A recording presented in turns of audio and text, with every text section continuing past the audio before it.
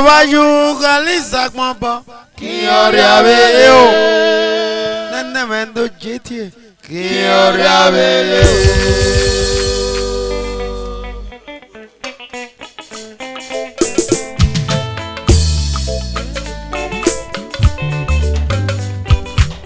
Mada kwa di record na ni Mr. and Mrs. V.A. Ediale Imo dajo mare record na yi ne Rene bi abele Ediale's family Ono mono jonu won da yi ku mejo No jona ya ba bi no rena Ono mono da ri UK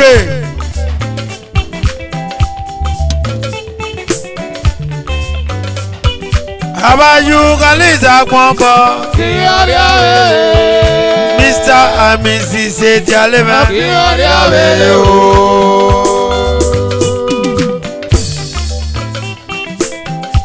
Mr. Sylvester Ediale Haka kumejo Ọmọ náà yẹlé UK Ọmọ náà yẹlé UK Sylvester no mi mẹ́tò Omi Ediale ti ọmọ Pàyẹ fẹ́wẹ̀ lórí Nẹ̀nẹ́ kẹ́nẹ́rìẹ́ Pàyẹ fẹ́wẹ̀ lórí Bàbá kẹ́nẹ́rìẹ́ o Kúmẹ́jọ no mi mẹ́ Wẹ́jọ nu ọmọ náà yẹlé UK Abhayu galisa kwamba Kiori abele Nene mendo ke odo Kiori abele o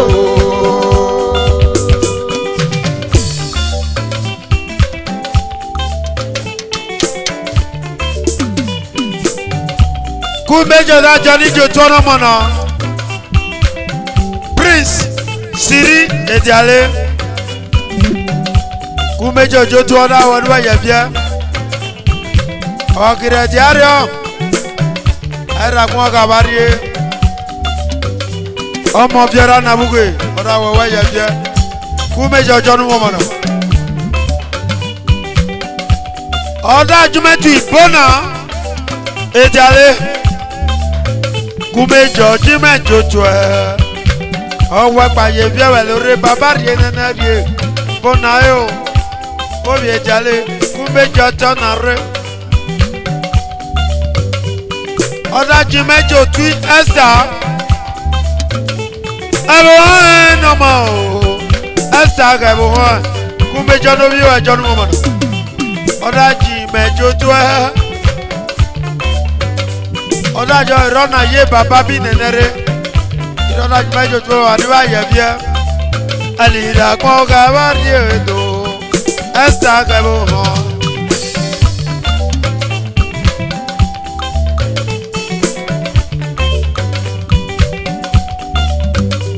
Nene menoje do Ikeke ware pa mi mo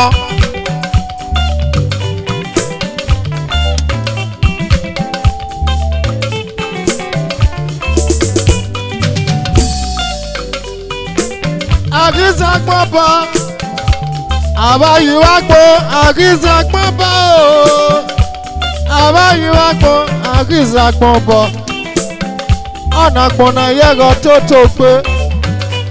Abhayu galisa kwamba o nene gene Nene mendeje Kiori abele o.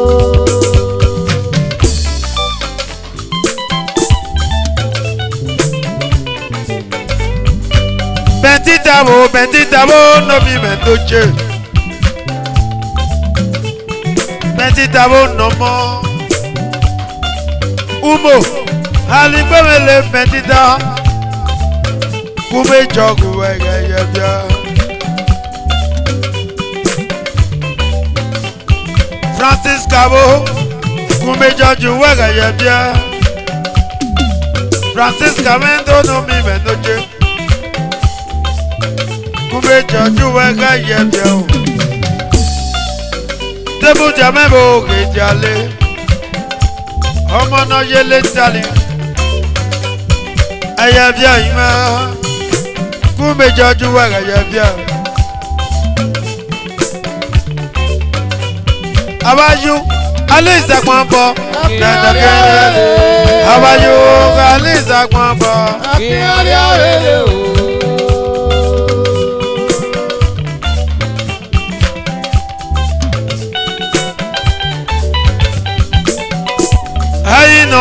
Ino me bono idale. Amana jele talinga ino me no mi meje. Ayabio kumbe joto na re. Ayabio kumbe joto na re. Odar jumero na gana tui. Later miss Tujit idale oyamoria. Oni ashebo egwa ke no barekwe.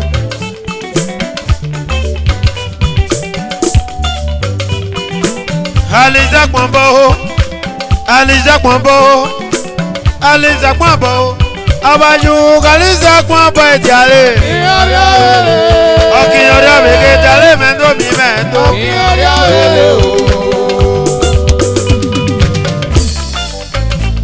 Ana mono kwana. Oye jonu wona. Ona job Mr. and Mrs. Moses Iseza. Meto nuje na jele. Iseza family. Akikao. Ebono mona taya. Odajo Twesta. Mrs. Costa ejale. Esther ejale ma. Major ọmọ náà yẹlẹ UK o Esther kejìlẹ ayé fẹwẹ lórí bàbá nẹnẹ kedere o Mrs. Maria o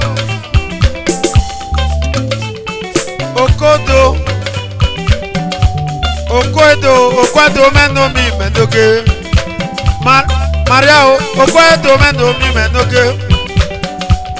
Kumbe joju wa gaya bia baba rie nanare Divyo mendo mi mendo je César kumbe joju tuwe oju wa gaya bia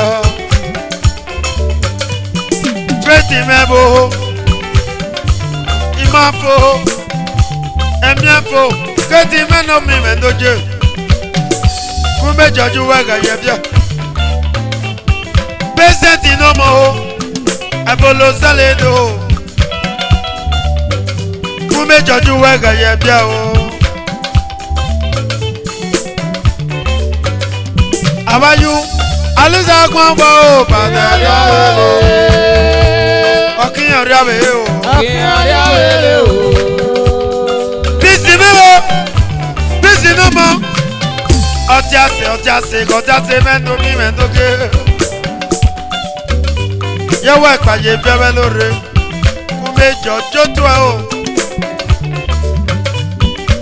Meti jo o Adi mame no mi menoge Jo no mi menoge jo Ali kwe mele jo Ewa gali mu mele do Adi ma Kume jojo wega yebya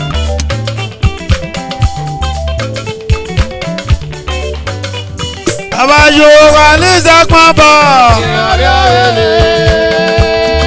Nene menojo.